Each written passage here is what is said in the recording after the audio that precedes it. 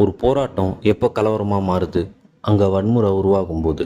அகிம்சை வழியில் தங்களுக்கான ஒரு வீடு கட்டித்தர சொல்லி ஆதிவாசி மக்கள் கவர்மெண்ட்டை கேட்குறாங்க. அதை அந்த கவர்மெண்ட் செஞ்சு தராமல் இருக்க காட்டை ஆக்கிரமித்து குடிசை போட்டு அதை காலி பண்ணாமல் போராட்டம் பண்ணுறாங்க. 2-3 நாட்கள்னு ஆரம்பித்த இந்த போராட்டம் வாரக்கணக்கில் போகுது.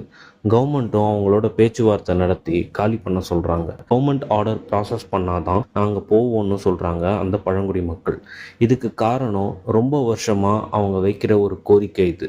இதுக்கப்புறம் சர்க்காரும் போலீஸும் ஆர்மியும் அவங்க ஃபோர்ஸை யூஸ் பண்ணி அவங்கள அந்த இடத்துல இருந்து காலி பண்ண வைக்கிறாங்க. எப்படி ஒரு போராட்டம் கலவரமாக ஆச்சு, யார் இதுக்கு காரணம், என்ன நடந்துச்சுன்னு ரொம்ப சென்சிட்டிவான ஒரு விஷயத்த அழகாக சொல்லியிருக்காங்க இந்த படத்தில். நரிவேட்டா 2025 ரிலீஸ் ஆச்சு. டிவினோ தாமஸோட பர்ஃபார்மன்ஸ் ரொம்பவே நல்லா இருந்துச்சு இந்த படத்தில். சேரன் சாரோட பர்ஃபார்மன்ஸும் செம்மையாக இருந்துச்சு. இந்த மாதிரி இன்ட்ரெஸ்டிங்கான மூவி ஃபேக்ட்ஸ் பற்றி தெரிஞ்சுக்கிறதுக்கு ஃபிலிம் பஃப் சேனலை ஃபாலோ பண்ணுங்கள். தேங்க்யூ.